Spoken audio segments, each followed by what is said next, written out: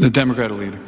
Mr. President, I know there's important debate going on here on a number of different issues, but I want to take a few minutes and talk about America's losing one of its finest entrepreneurs and citizens. Last night at 10:30, my friend Kirk Kerkorian died. What a wonderful human being. 98 years old. And when the history books are written, they'll say a lot about this good man. I had the good fortune as a young lawyer to meet him. I, Mr. President, didn't do any of his mergers and acquisitions and all the stock stuff. I didn't do any of that. But when I met him, he didn't need that. When we first met, he was a businessman with an airline called Transnational Airlines. I'll talk about that in a minute, but started out with one airplane. I knew that Kirk was failing because he and I were supposed to go watch the Mayweather-Pacquiao fight.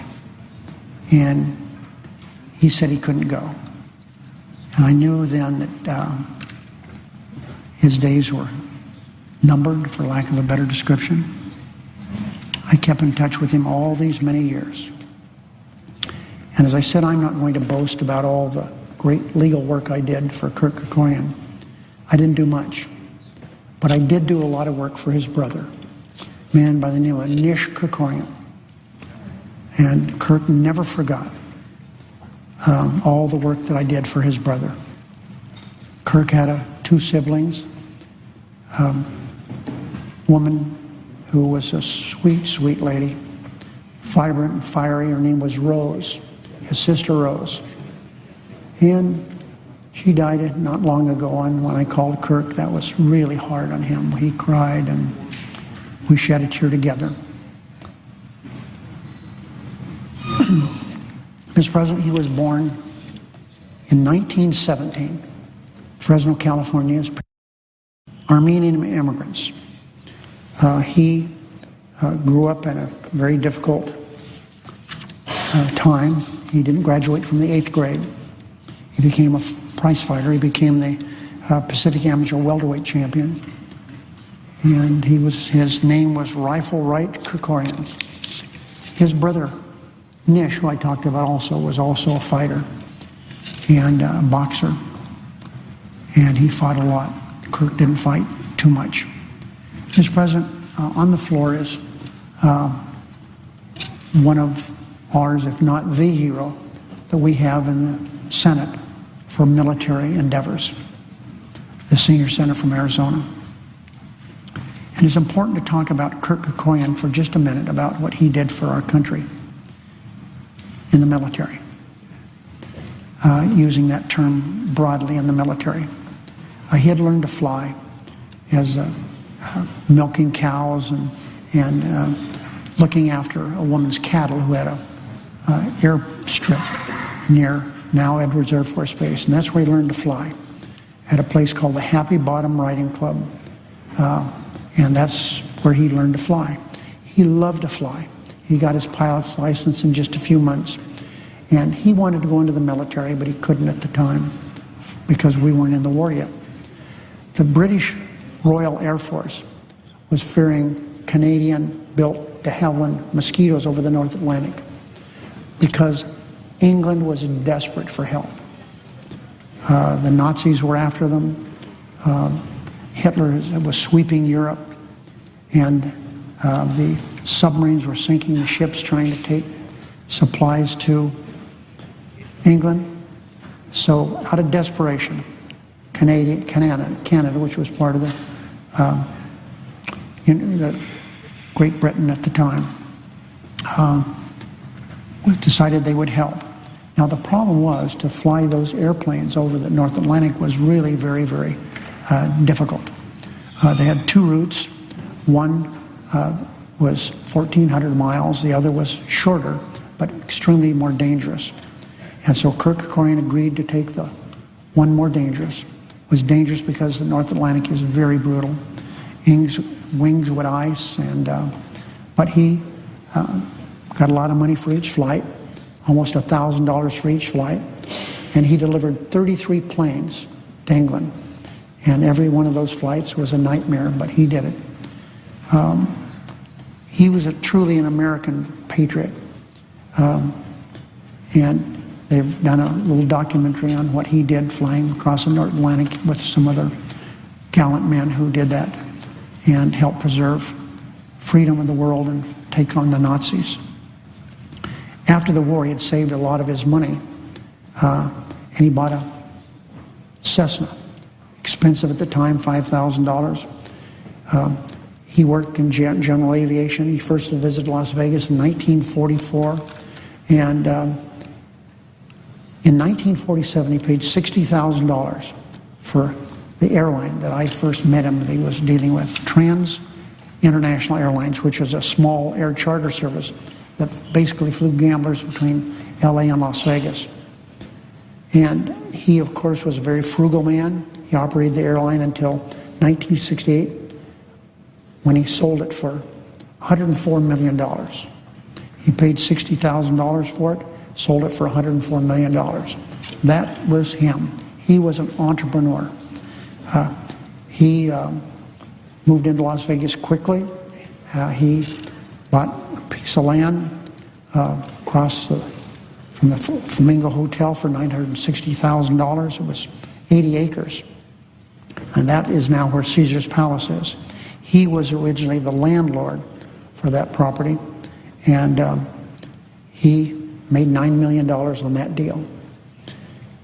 He then, shortly thereafter, paid $5 million cash for an off-strip property, the first one that had ever been done. That is something I was involved with, and it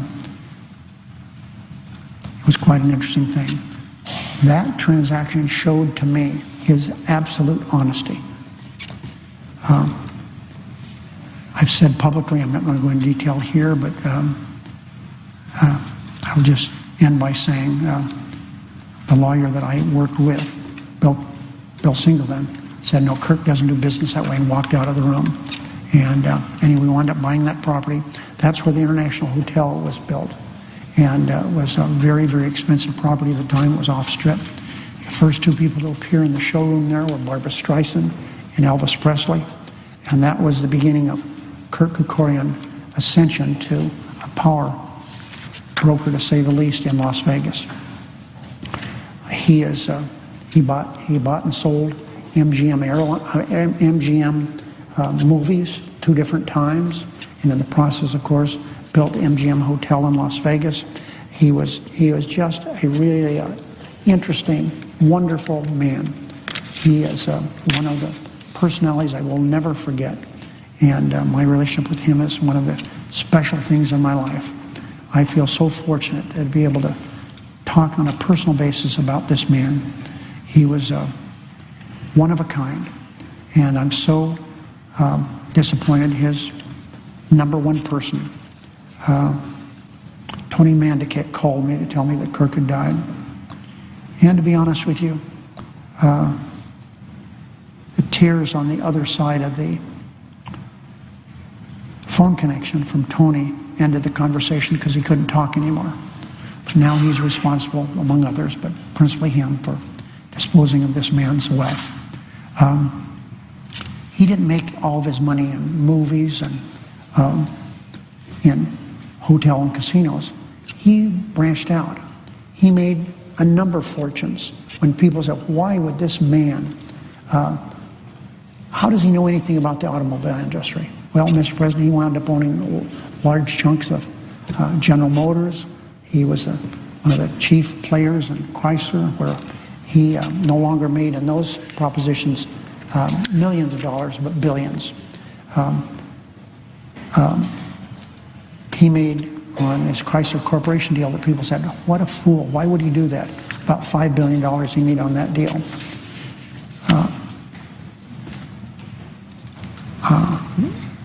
Not too long ago, about 3 years ago, I met him for lunch in Los Angeles.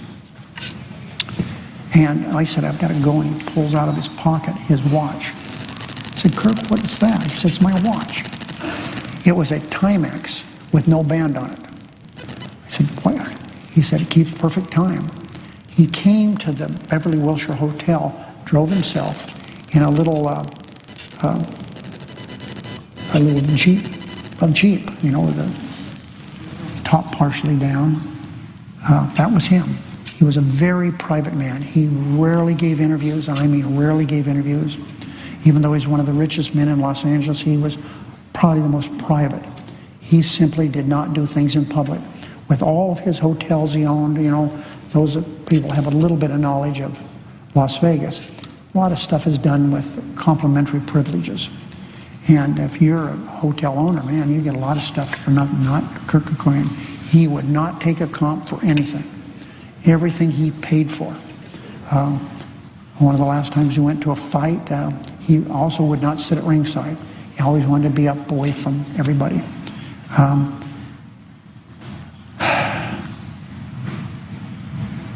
In 2008, he was worth $16 billion. I don't know how much he's worth when he died, but he's given huge amounts of his wealth away.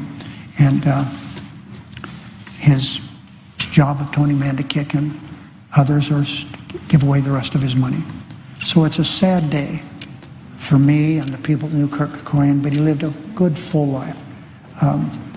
Has 2 daughters. He's taking care of everybody that always around him. He paid his help well. And I wish I had the ability to articulate what a wonderful human being Kirk Kerkorian was. I'll always remember him, and I will always, when I talk about people who know something about business, I have to interject the name Kirk Kerkorian.